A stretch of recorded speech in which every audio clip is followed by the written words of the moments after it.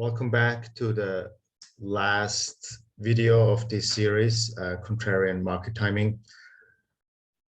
The last section here is I'm going to talk about diagnostics. So we saw in the last video that the market timing model, where you go overweight, underweight the US stock market based on the Shiller price earnings,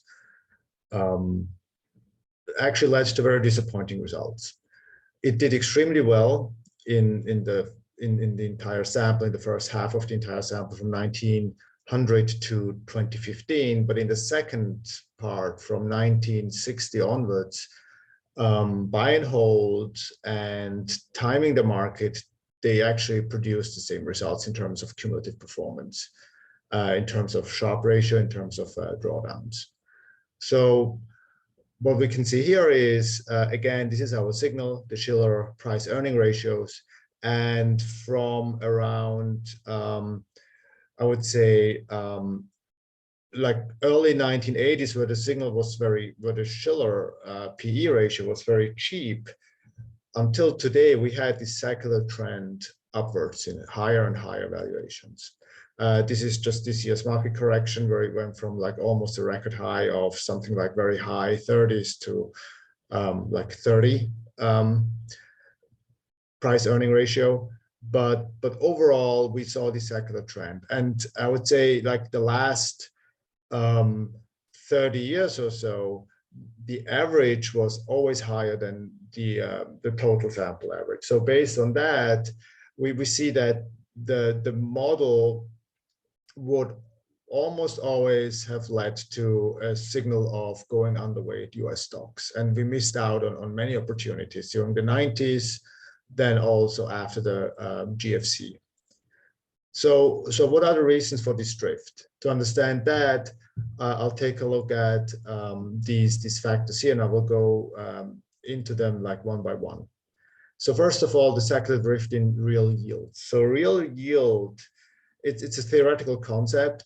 The Fed is defining it as a natural rate, the natural real rate, which is the rate that describes the economy being in a state of equilibrium, where inflation, employment are growing at contained, controllable, steady levels. So it's like a steady state. If you come from a growth theory background, this would describe the steady state of the economy. And the Federal Reserve published a paper where they tried to measure this neutral real rate over time. What we see using different models is a very clear secular decline from 1990 to today. We saw a surge in that real rate just recently with the sell-off in rates in general, in nominal rates in general. Although actually I'm wrong. I mean, obviously inflation is also very high, so that real rate actually is still at a very low level. So what we see is that I think the standard model is the one, the dotted line here, Laubach-William model. We had real natural rates at around 2.5%, all the way from 1990 to 2000 to like less than 0.5%. Okay, and just based on this simplistic view of discounted cash flows, ultimately drives valuations. If the price of a stock or the price of a stock index is nothing but the cash flow discounted by the rates, and if rates go down, valuations go up. So that is one potential reason why we see that secular trend in the Shiller PE and other RV metrics in the stock markets. But what is driving this in turn? What is driving this secular decline in real rates? Most likely, I mean, many economists point out that this is most likely to be driven by a so-called savings glut, where the amount of savings that has hit the markets in the last 30 years or so just increased by an incredible amount. And one way we see that is here on the left-hand side. This is the US capital amount that with its like um, uh, region of origination. And what we see here is from 1990 to like the mid 2000s, like just the stock of capital that's out there, whether it's from the US or red in China, or the developed Asian countries, or the Middle East in green, is just very staggering. And with more capital, if you think of interest rates as the price of capital, if capital, just the stock of capital, the amount of savings that is available for to be allocated to investment increases, real rates have to go down.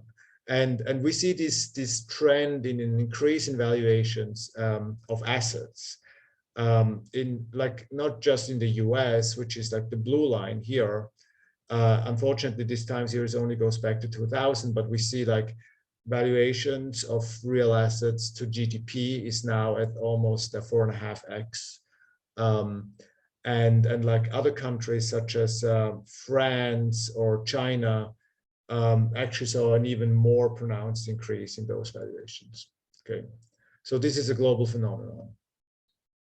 The last point I would like to point out is that the Shiller PE may be this high because of the way earnings are calculated. So there was a change in the earnings methodology, and there is this economist here, Siegel, who published a paper, the Shiller-Cape ratio, and you look, where he back populates the Shiller PE ratio based on the new methodology.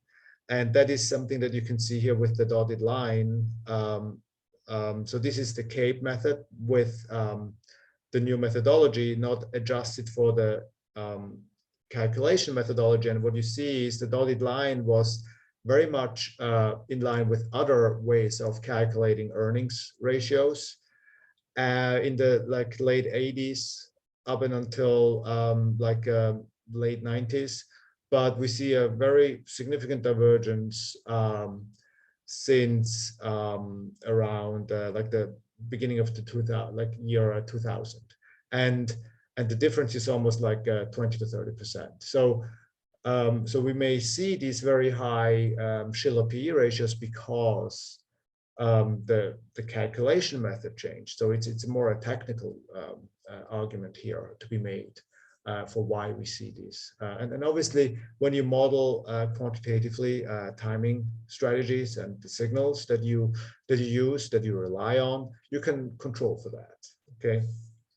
So this leaves us with a couple of observations. The first one is the results are very disappointing, but this is a very simplistic model. It's actually looking at going overweight or underweight the US equity markets. Most models, they're actually applying these contrarian RV signals, not to indices, but to single name stocks.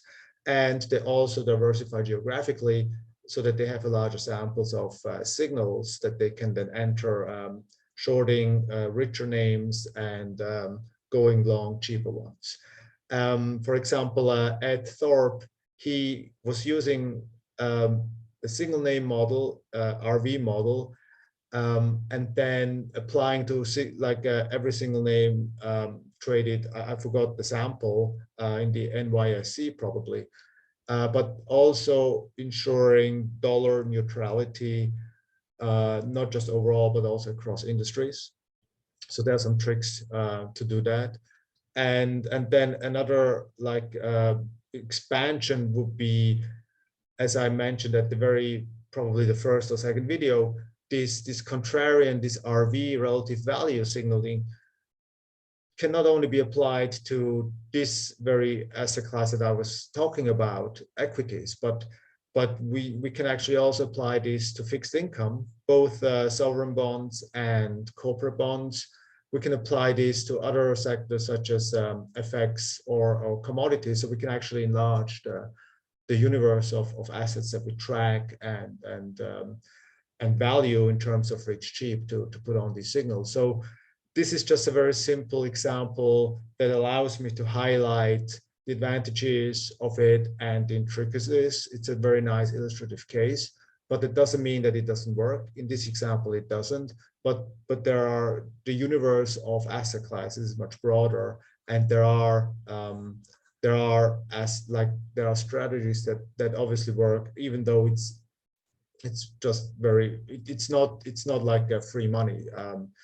In the end, modeling these and then managing the portfolio of such large holdings of shorts and longs is just it's very involved. But there are mutual funds out there that actually replicate these or actually implement these strategies, and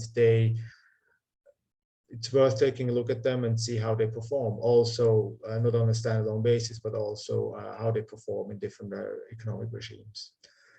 With that, I conclude this session on market timing models based on contrarian views, and I'll see you next time when I talk about trend modeling.